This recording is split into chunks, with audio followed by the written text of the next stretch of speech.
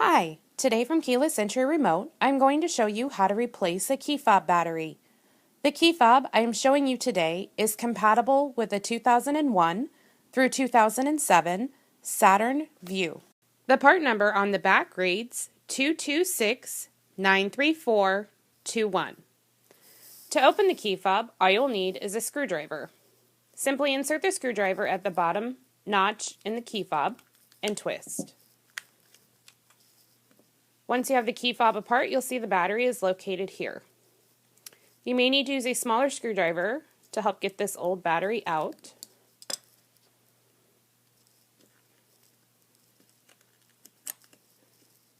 The battery for this key fob is a CR2032. To replace the battery, all you'll need to do is put a new battery back in. With this key fob, it's a plus side up. Slide it back in. Once you have the new battery in, all you'll need to do is snap the key fob back together.